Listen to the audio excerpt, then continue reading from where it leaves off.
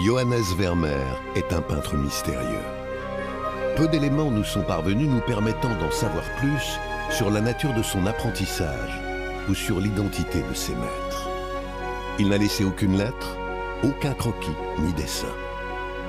L'exposition présentée au Rijksmuseum d'Amsterdam a pu rassembler à titre exceptionnel 28 de ses œuvres.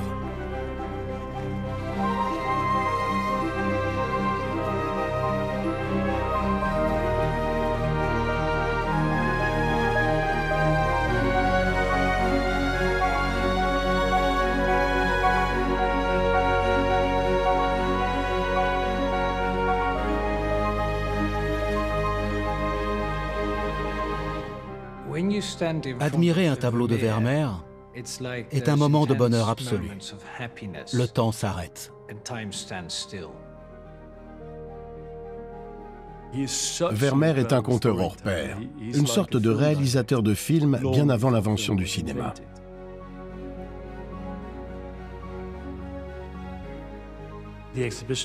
L'exposition tente de mieux cerner Vermeer pour que vous puissiez pénétrer ses pensées, ses idées.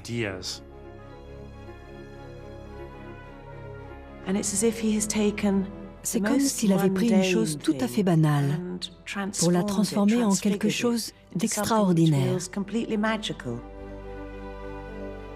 Vermeer nous permet de mieux saisir ce qu'est la nature humaine. L'intimité est si forte qu'on en a des frissons. Une exposition Vermeer d'une telle ampleur, c'est du jamais vu.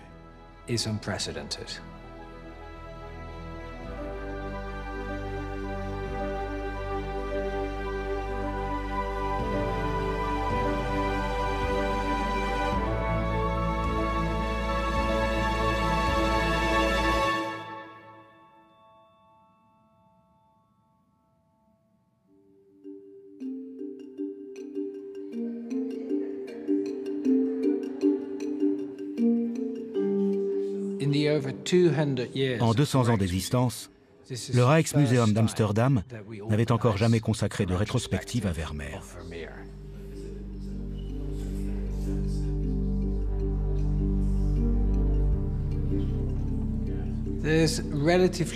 Nous savons relativement peu de choses sur Vermeer, sur les détails de sa vie. Il n'existe aucune lettre, aucun journal intime, aucun document. Pour mieux cerner l'artiste, il faut voir ses œuvres.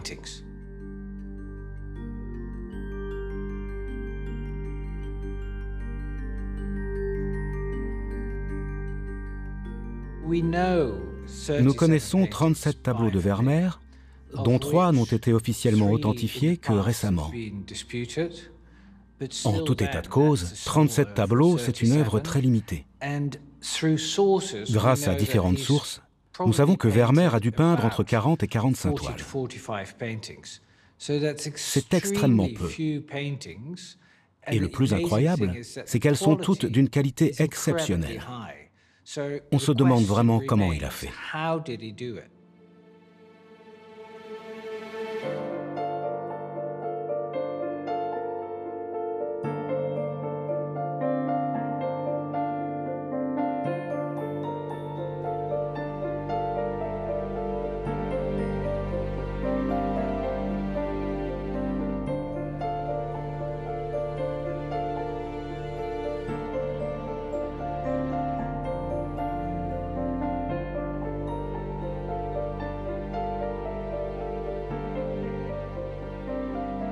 Retour en 1658. Cet ensemble de façades défraîchies raconte l'histoire d'une ruelle de la ville de Delft. Des fissures dans la maçonnerie, de la peinture écaillée et des murs blanchis à la chaux se détachent d'une série de maisons en briques rouges sous un ciel maussade. Peinte avec minutie, cette ruelle semble tout à fait ordinaire et calme. On dirait un instantané de la vie quotidienne. Une grande maison domine la Seine et notre regard parcourt cette rue de gauche à droite, telle une partition de musique. Il y a une porte noire, fermée, mais notre regard est attiré juste à côté, au fond d'une ruelle où une femme vaque à ses tâches domestiques. De l'eau s'écoule par une rigole. La perspective est parfaite. Des enfants sont plongés tête baissée dans une activité ludique, tandis qu'une seconde femme, assise dans l'embrasure de la porte, est en train de coudre. La scène est magnifiquement rendue, grâce à une explosion de points blancs, joints des briques, feuillages, pignons et un vaste pan de ciel nuageux. Absolument tout dans cette toile est digne d'attention.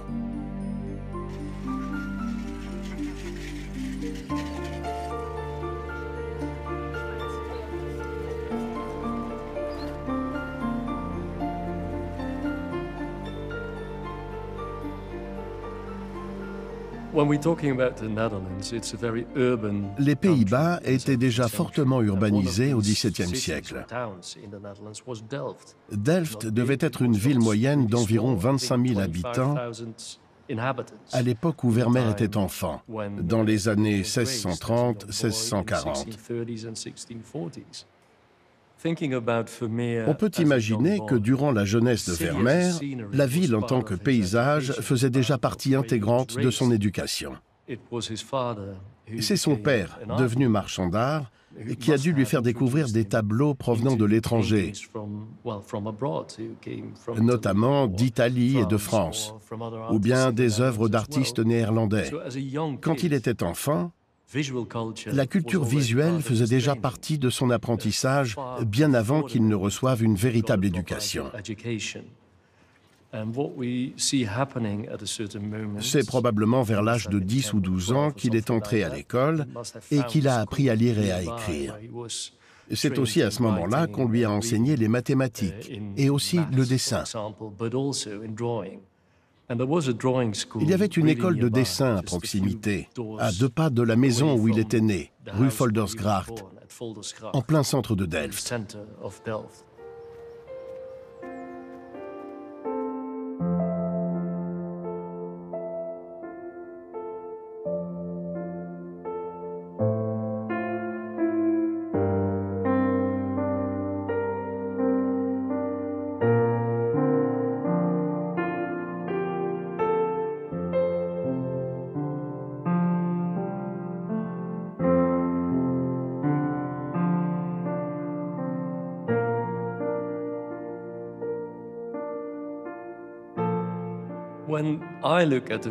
Quand je regarde la vue de Delft, j'ai toujours la sensation d'arriver après un long voyage. Et tout à coup, la ville se dresse là, devant nous. Mais l'eau nous en sépare encore. On ne peut pas traverser immédiatement. Ensuite, quand on observe le paysage, la silhouette de la ville se dégage. C'est celle d'une ville plutôt riche. On distingue la nouvelle église protestante, dont on aperçoit le beffroi à l'arrière-plan. On voit des bateaux de pêcheurs de harengs amarrés devant la ville, ainsi que les portes qui s'ouvriront à nous une fois qu'on aura traversé l'étendue d'eau. Il y aura plusieurs étapes à franchir, mais pour l'instant, on se tient en face et on est obligé d'attendre. Cette attente joue un rôle crucial dans ce tableau, ce paysage urbain du XVIIe siècle.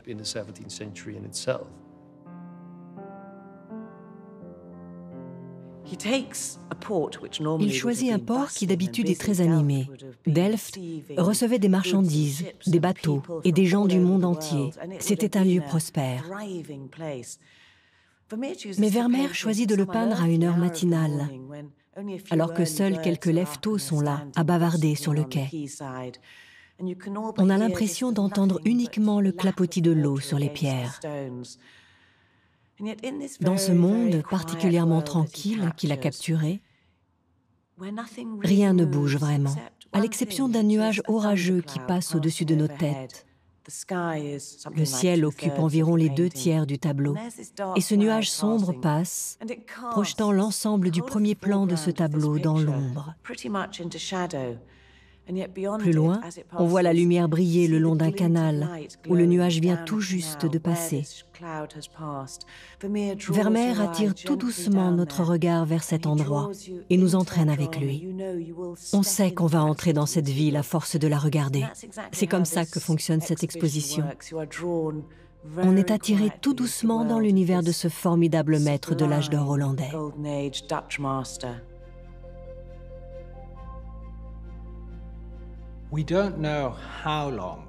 Nous ignorons combien de temps Vermeer mettait à peindre un tableau, mais nous pouvons le reconstituer d'une certaine manière. Ce que nous avons découvert, grâce aux recherches menées pour cette exposition, c'est qu'il commençait par un coup de pinceau relativement large et une esquisse. Ensuite, il rajoutait peu à peu des petits points de peinture très fins, à la limite du pointillisme, qui indiquait le reflet de la lumière. Il a dû passer des heures à observer le reflet de la lumière et à essayer de se rapprocher de la réalité. Il n'a pas réfléchi aux théories sur le sujet ou à la technique d'autres artistes.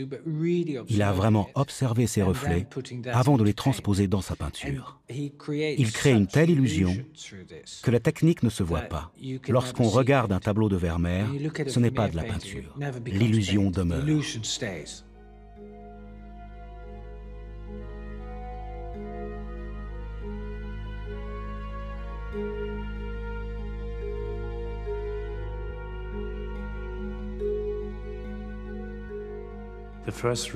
L'exposition commence par ses premières œuvres. Il a débuté jeune, vers l'âge de 22 ans. Le Christ chez Marthe et Marie est une sorte de retable catholique. Je pense qu'il a essayé d'être un artiste de style grande maniera. Ce tableau est assez caractéristique de l'art flamand. À ses débuts, il a copié la peinture italienne et peint sa Sainte Praxède. Pour un autre tableau, Diane et ses nymphes, il s'est inspiré de l'école vénitienne.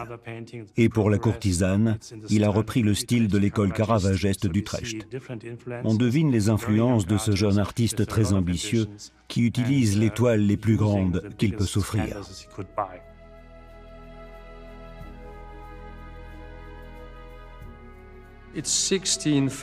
En 1656, Vermeer a 24 ans.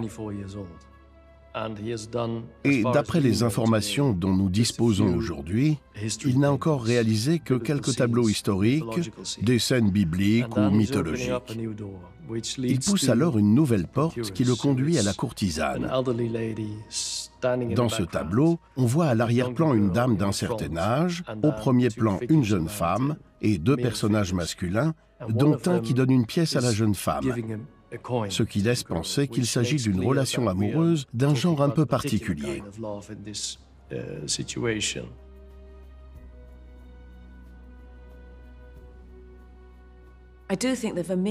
Je pense que Vermeer lui-même était conscient de la complexité et de l'importance de son symbolisme. À l'occasion de cette exposition, de nouvelles études et des travaux de conservation et d'analyse des tableaux ont révélé les nombreux changements que Vermeer avait apportés à ses œuvres. Ils étaient parfois très importants. Dans la courtisane, on voit une pièce d'or. À l'origine, il y en avait plusieurs. Il a retiré ces pièces pour n'en laisser qu'une, une tache d'or, ce point focal minuscule et brillant. Des vies, des réputations, des amours, des émotions se jouent, se gagnent ou se perdent sur un simple et minuscule point doré. Un point magnifique, si petit, si net.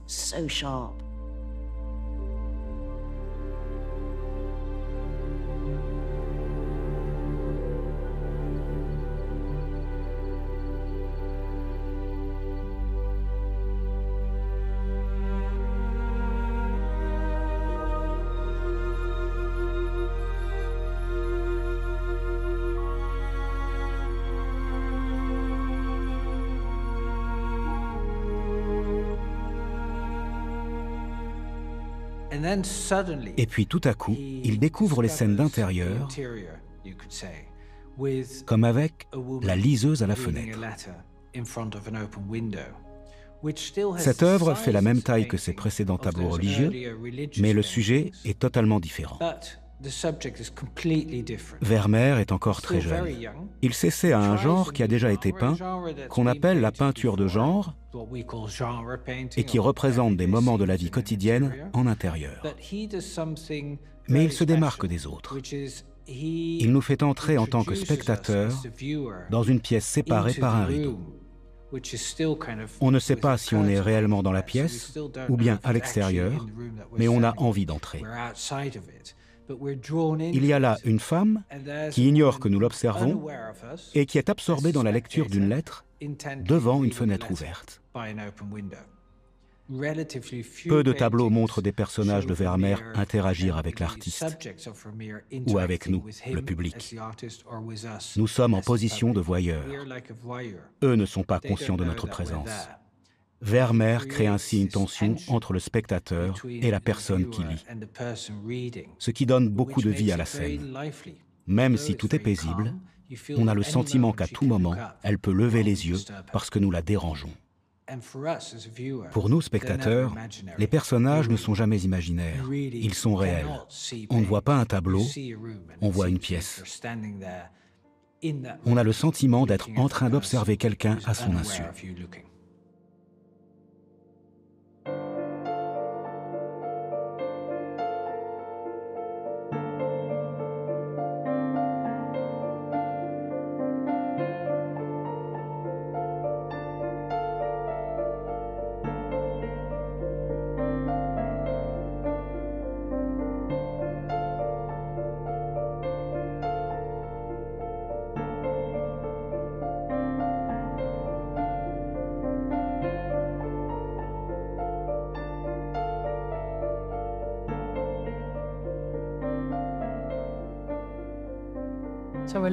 Nous découvrons une cuisine du XVIIe siècle et nous voyons la laitière verser du lait dans un pot. Devant ce pot, on voit des morceaux de pain.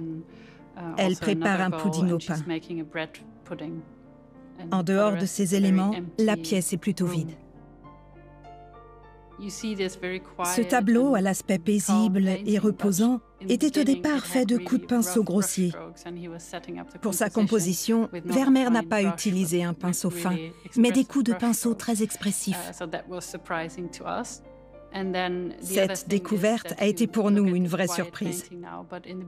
Au départ, Vermeer avait aussi placé un grand panier à côté de la laitière et une étagère à cruche derrière sa tête. Il y avait beaucoup de détails qui attiraient l'attention, alors que maintenant, on ne voit plus qu'elle.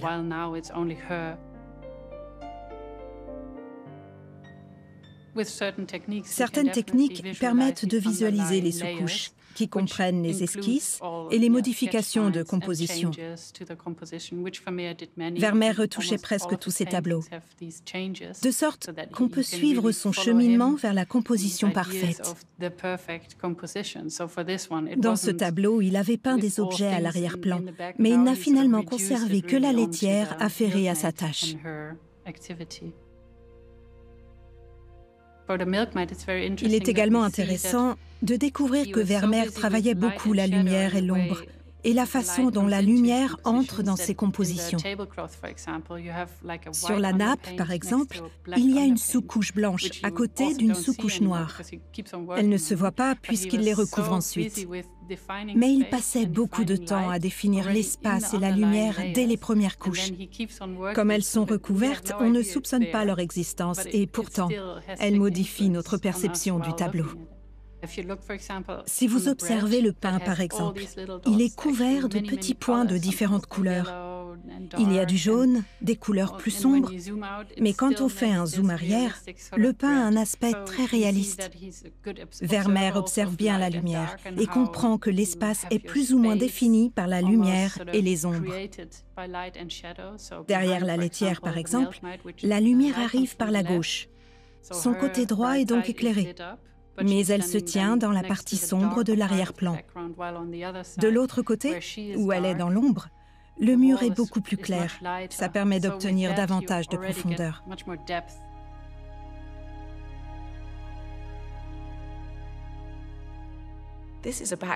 Dans cette arrière-cuisine, on distingue même les taches sur le mur.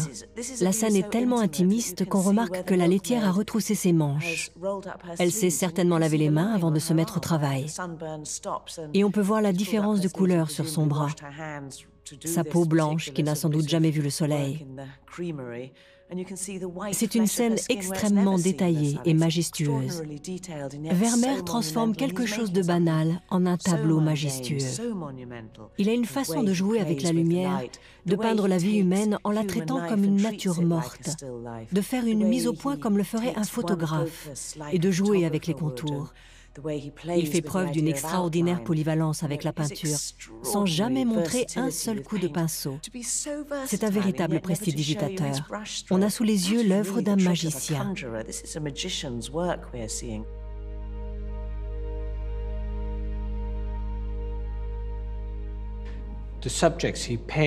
Les thèmes qu'il peint sont surtout destinés à un pays protestant, où l'on ne représente pas le Christ ni le roi. En l'occurrence, il ne s'agit pas seulement d'une nation protestante, mais aussi d'une république. C'étaient les bourgeois du pays qui gouvernaient. C'est l'une des raisons pour lesquelles les artistes ont commencé à représenter des scènes de la vie quotidienne. Et Vermeer demeure le maître en la matière. Il n'y a pas d'équivalent à la laitière. Vermeer fait d'une femme versant du lait une expérience presque religieuse. C'est quasiment une Vierge Marie laïque sur toile. C'est là tout son talent. Il donne de l'importance à une scène de vie quotidienne rien qu'en la peignant.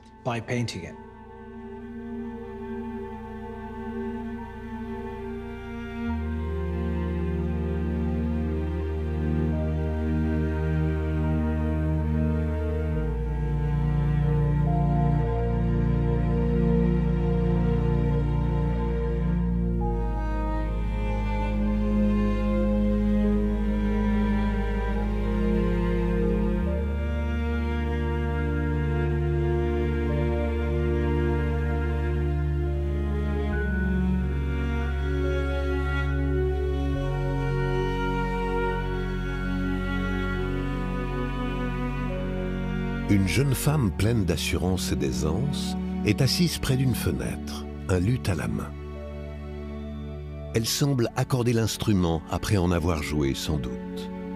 Et le plaisir se lit encore dans son sourire doux et ses yeux brillants, rêveurs et contemplatifs. La mise en scène est simple mais théâtrale, avec un puits de lumière pâle éclairant la scène. Sur le mur se trouve une carte de l'Europe. Mais l'attention de la femme se porte au-delà de la pièce, vers la fenêtre, sans doute vers un passant. L'ébauche d'une viole de gambe et l'abondance de recueils de chansons sur la table et par terre pourraient suggérer un éventuel duo. Tandis que la chaise sombre en face souligne une absence. Un visiteur potentiel, ou quelqu'un qui vient de partir, peut-être. Il règne une atmosphère d'excitation. La jeune femme est élégamment vêtue d'une robe jaune bordée d'hermine. Le tissu se drape soigneusement autour de ses jeunes épaules, son cou fin accentué par une ligne de petites perles, ce qui contraste avec sa grande boucle d'oreille en verre, dont la nature précieuse est définie par un simple point de peinture blanche.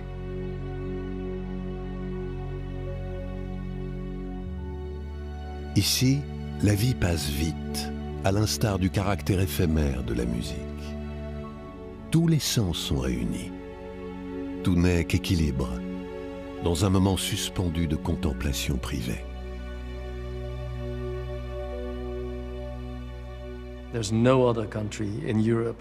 Les Pays-Bas étaient le seul pays d'Europe où les tableaux se vendaient en aussi grand nombre.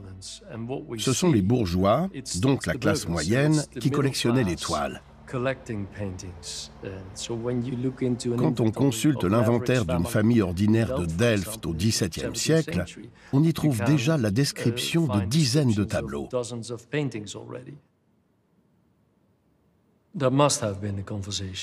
Vermeer avait certainement instauré un dialogue avec ses plus fervents admirateurs.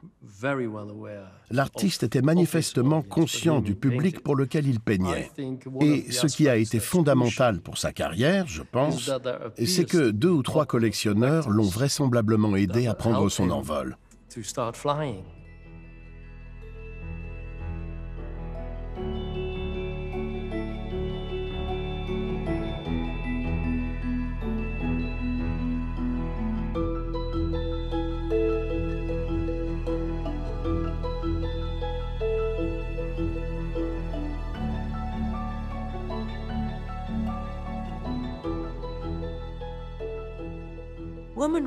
Femme écrivant une lettre et sa servante est une œuvre particulièrement intéressante et intrigante pour moi, car dans ce tableau, Vermeer semble nous dire « Voilà pourquoi vous devriez observer des tableaux, et voilà pourquoi un tableau qui paraît un peu calme et ennuyeux, et qu'on pourrait facilement ne pas remarquer, est en réalité captivant. »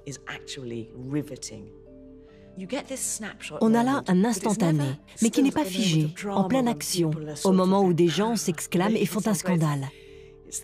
Il s'agit d'un petit épisode banal de la vie, qui n'apparaîtrait jamais sur l'affiche d'un film, le genre de scène que personne ne choisirait. Pourquoi la femme écrit-elle cette lettre ? Apparemment, elle en a déjà ouvert une autre. J'ai l'impression qu'il s'agit d'une lettre qu'elle a écrite elle-même, car la cire qu'elle a utilisée pour la cacheter est encore là, sur le sol, juste à côté. Et pourtant, elle a froissé cette lettre et l'a jetée. Et elle s'est remise à écrire. Elle a réfléchi au motif qui l'a poussée à écrire et elle rédige sa missive avec une détermination farouche. Elle est concentrée sur son idée, le regard baissé. La femme de chambre s'ennuie et jette un regard par la fenêtre. Elle sourit à quelque chose. Elle aperçoit sans doute un valet dont elle est amoureuse, ou peut-être que quelqu'un passe devant cette fenêtre. Comme toujours avec Vermeer, nous ne sommes pas autorisés à voir de l'autre côté de la fenêtre. Il s'agit d'un schéma narratif à la fois très riche et très mystérieux. Est-ce que cela explique le monde que Vermeer nous dépeint ? Il nous montre exactement pourquoi un moment de tranquillité peut être un moment particulièrement mystérieux. Il nous montre le potentiel de tant d'histoires, de tant d'intrigues. Il nous montre comment quelque chose de très familier, en quelque sorte, peut se révéler tout à fait captivant.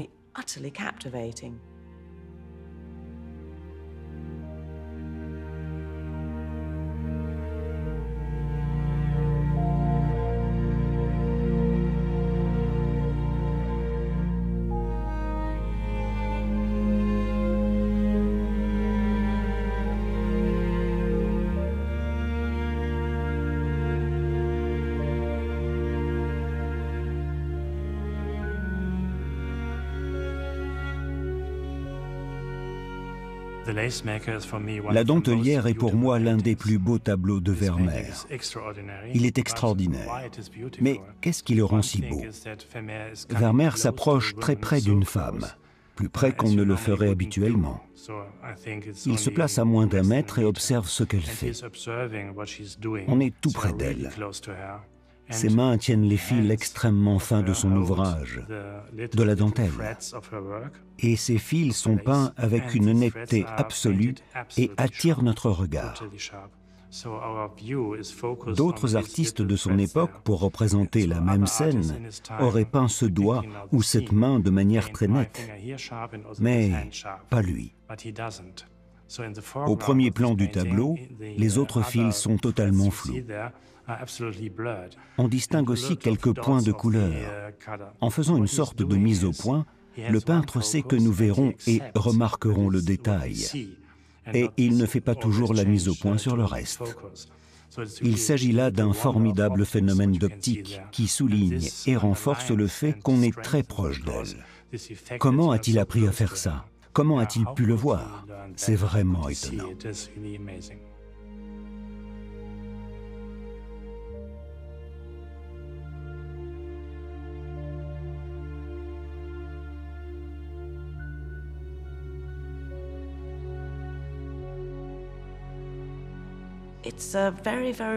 Il a une manière de travailler très particulière et très rare. Beaucoup de peintres nous attirent et nous positionnent quasiment comme des acteurs de la scène, comme si nous jouions nous-mêmes dans ce mélodrame. Or, avec lui, nous sommes plutôt dans l'hermétisme. C'est quelque chose de très fermé qui nous invite à faire partie de cette scène, qui peut être une scène spirituelle et émotionnelle, mais c'est notre monde intérieur qui est attiré.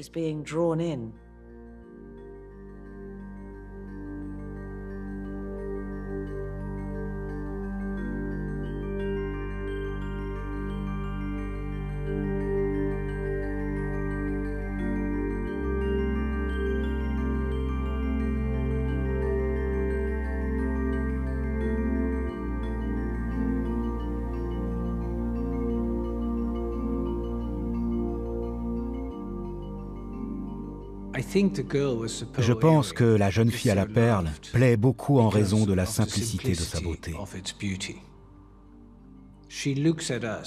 Le regard que la jeune fille nous jette est envoûtant, mais également empreint d'un bonheur simple.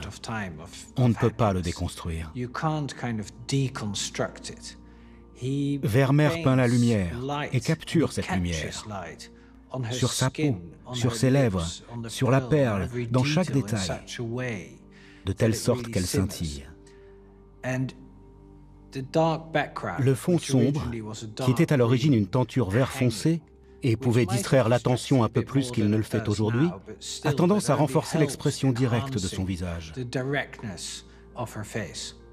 Vermeer a sans doute fait appel à un modèle, mais celui-ci est idéalisé. Même un peintre, aussi extraordinaire que lui, ne peut pas avoir peint cette toile de mémoire. Étant donné la précision du détail et la manière dont on retrouve le reflet de la lumière sur la moindre parcelle de peau, sur le lobe de l'oreille, partout, il a forcément peint ça en se servant d'un modèle. Encore faut-il ensuite savoir le magnifier. La jeune fille à la perle fait partie du genre des tronis, qui signifie visage en néerlandais. Bien évidemment, on ne verrait personne dans la rue porter cette coiffe. Cela dit, difficile d'imaginer ce tableau avec une femme vêtue d'une robe du XVIIe siècle, car cela détournerait notre attention de son visage et de la perle. Je pense que le rapport entre les couleurs, c'est-à-dire entre l'ocre, le bleu et le rose du visage, est nécessaire pour créer cette image très forte.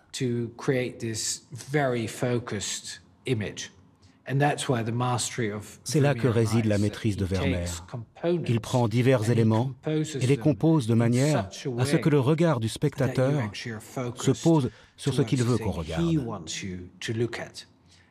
Pas uniquement ses yeux, ni même la boucle d'oreille en perles, mais les lèvres et la bouche légèrement ouverte. Il n'aurait jamais pu faire cela pour un portrait conventionnel. C'était impensable. Cela ne correspondait pas aux conventions sociales de l'époque.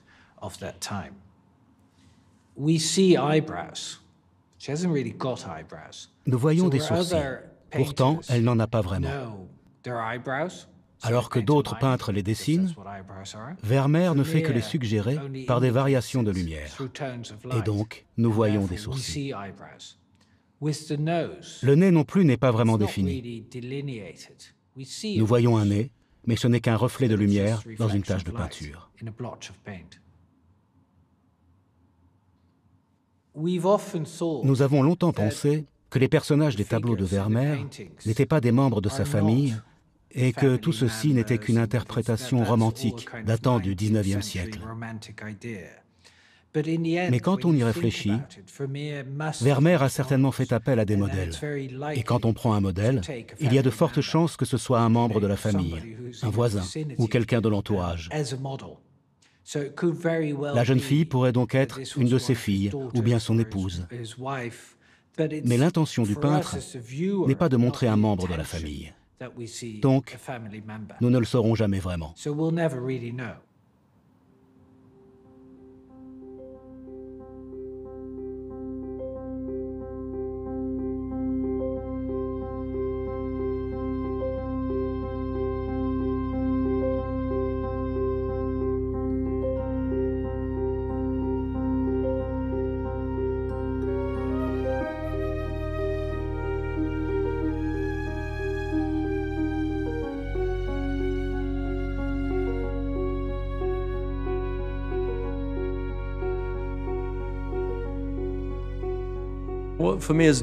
Par ces tableaux, en particulier ceux sur lesquels des gens jouent de la musique ou ceux qui contiennent des instruments gisant au sol, Vermeer semble faire appel à nos sens. Il ne s'agit pas seulement de regarder, mais aussi d'entendre ce que nous voyons, et parfois même de le sentir. Il essaie de créer des œuvres qui mettent nos sens en éveil.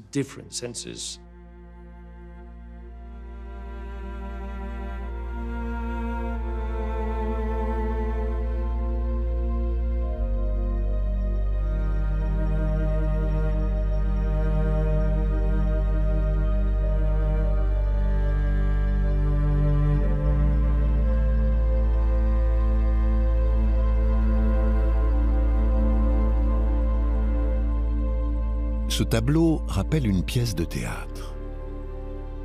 Les détails qui composent d'ordinaire le décor ont disparu.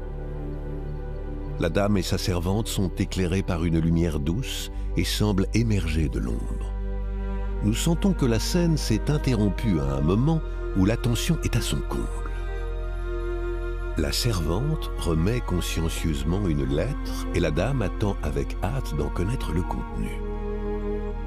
Devons-nous supposer qu'il s'agit d'une lettre d'amour envoyée ou d'une réponse inattendue? La dame porte une magnifique veste brodée de fourrure et ses cheveux blonds ont été relevés et ornés d'un ruban surmonté de perles éclatantes. À son oreille, on remarque une grande boucle de couleur blanche qui brille d'un éclat laiteux. La servante, quant à elle, porte de simples vêtements de travail, mais son expression polie témoigne d'une connivence doublée de clairvoyance. Le thème de la dame et de sa servante dans une scène de la vie quotidienne de la haute bourgeoisie était très populaire. Vermeer aborde ce thème à diverses reprises. C'est l'occasion de réfléchir aux structures sociales et au rôle de la mode en tant qu'indicateur de position et de richesse. La superbe veste jaune portée par la dame apparaît dans 5 tableaux de Vermeer. Peut-être s'agit-il du même modèle, à moins que Vermeer ait été simplement attiré par sa couleur dynamique, ou les deux.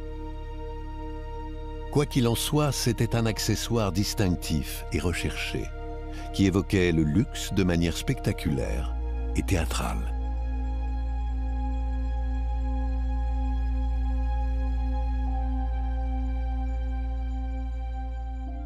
Vermeer se rend compte que la couleur n'est pas la couleur. La couleur, c'est la lumière. C'est le reflet de la lumière et la façon dont nous percevons une couleur. Il retranscrit cela avec une telle virtuosité que lorsque nous regardons ces tableaux, nous ne voyons pas vraiment de la couleur, mais de la lumière. Je pense que c'est ce qui le différencie des autres artistes, tout comme la façon dont il construit ce reflet, le chatoiement du reflet. Parfois, il utilise de petits points. Parfois, il est très précis dans ce qu'il peint et ce qu'il met en avant. Personne avant lui n'avait ainsi utilisé la lumière. C'est pourquoi il est surnommé à juste titre le maître de la lumière et pas le maître de la couleur.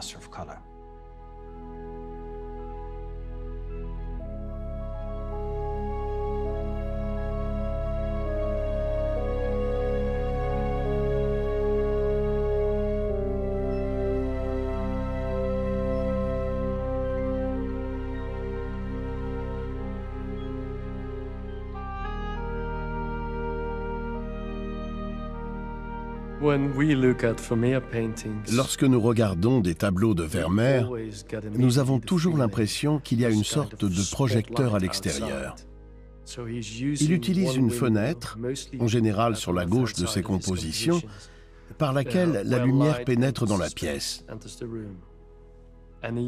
Il fait appel à cette technique tout au long de sa carrière et de différentes manières. Ensuite, c'est comme s'il déplaçait la caméra dans la pièce. À partir de là, il se concentre exclusivement sur ce qui se passe à l'intérieur.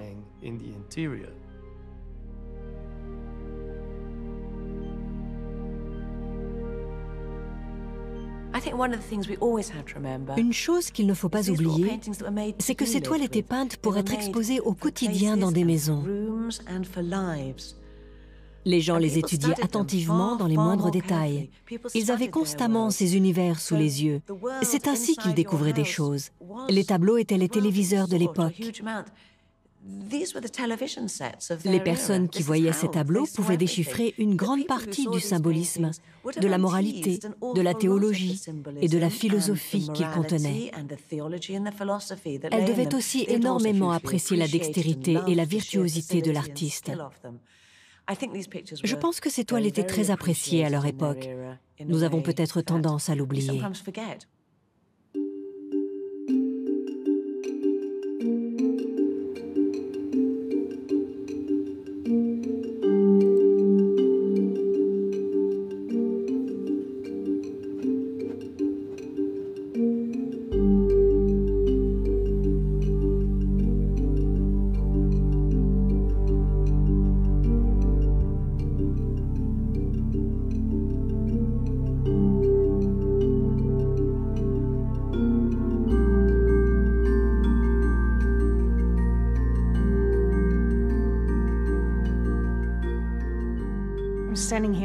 Le tableau, La jeune femme en bleu, me tient particulièrement à cœur.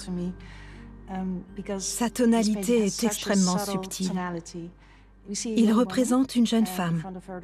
Devant elle se trouve une table et un petit coffre dans lequel elle conserve ses biens les plus précieux, ses perles, mais aussi ses lettres. Elle semble absorbée dans la lecture de l'une d'entre elles. C'est une scène très intimiste.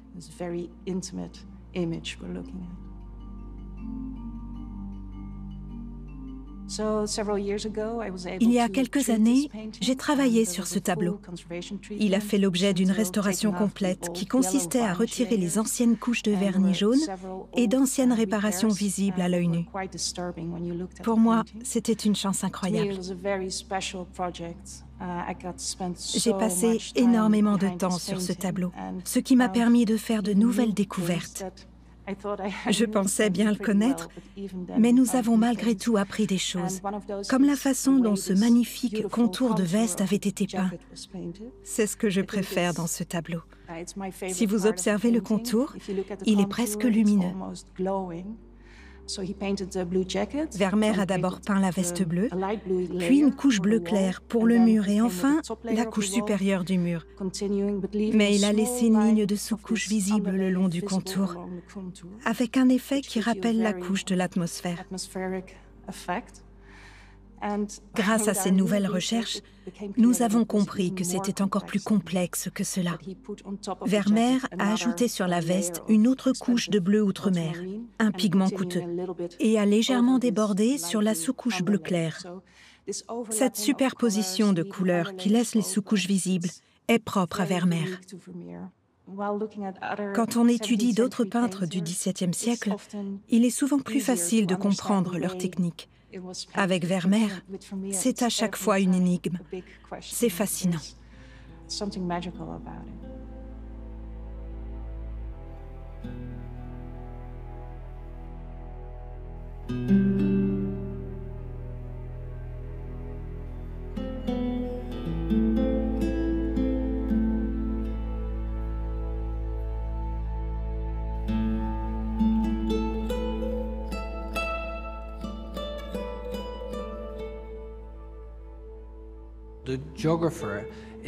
Le géographe est un des 5 tableaux de Vermeer qui sont datés. Toute la chronologie de l'œuvre de Vermeer s'articule donc autour de ces quelques tableaux dont nous connaissons la date. Le géographe et son pendant, l'astronome, ont été peints à la même époque. Ces tableaux nous apprennent que l'art a permis d'introduire le monde extérieur au sein des maisons du XVIIe siècle. Cela montre aussi l'intérêt que Vermeer devait éprouver pour les mathématiques. C'est ce qu'on suppose, puisqu'il s'intéressait à l'optique et à la perspective. Ces 2 domaines l'astronomie et la géographie faisaient partie de ce que l'on devait étudier si l'on voulait apprendre les mathématiques. Les globes, par exemple, sont très souvent présents. On en voit un à l'arrière-plan, un globe céleste, et il y a aussi un globe terrestre. Avec ces objets, comme la carte suspendue au mur et différents instruments qu'un géographe utiliserait, avec tous ces objets, Vermeer fait entrer le monde extérieur au cœur du foyer. Cela permet aussi de montrer l'incroyable essor de l'Empire hollandais dans le monde.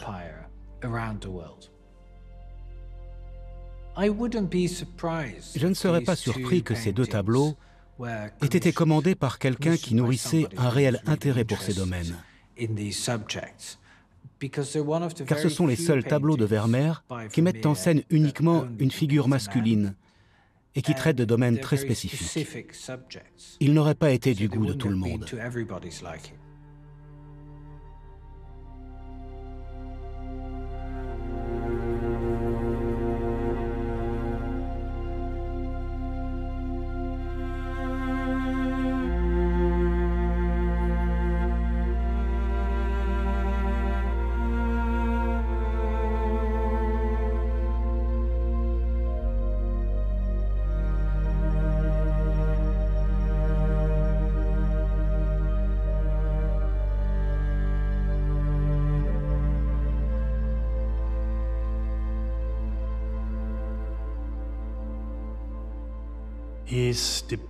Il dépeint une allégorie de la foi catholique.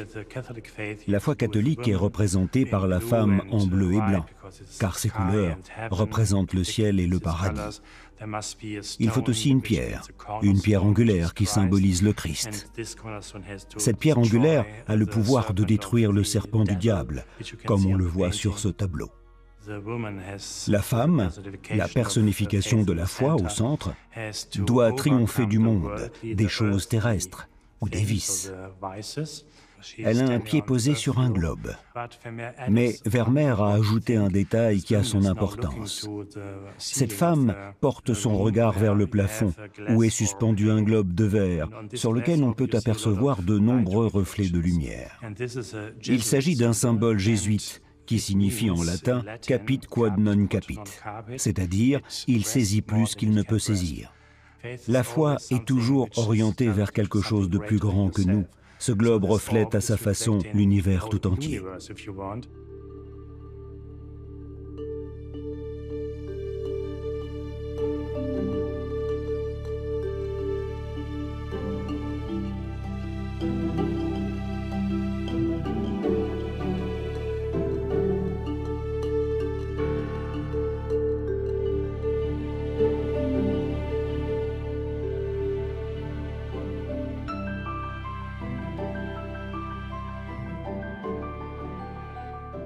Vermeer avait épousé une femme issue d'une famille très riche. Mais au moment de sa mort, en 1675, dans les frimas du mois de décembre, il était très endetté. Sa femme a dit qu'il était mort dans un état d'agitation terrible, parce qu'il s'inquiétait de la situation financière de sa famille. De nombreuses familles néerlandaises ont connu une situation analogue, car en 1672, alors que les Pays-Bas étaient en guerre contre tous les pays d'Europe, l'économie était au plus mal. Vermeer en a souffert aussi, puisqu'il ne pouvait plus vendre ses tableaux, le marché s'était effondré. Quand on pense à lui en tant que personne, en tant qu'être humain, Vermeer est bien entendu parti trop tôt. Il était père d'une famille nombreuse. Son dernier enfant n'avait qu'1 an et demi quand il est décédé. Sa femme, veuve à 44 ans, s'est retrouvée du jour au lendemain confrontée à des dettes dont elle ignorait tout. Le temps a joué un rôle déterminant, non seulement dans l'œuvre de Vermeer, mais aussi dans sa vie en tant qu'homme du XVIIe siècle.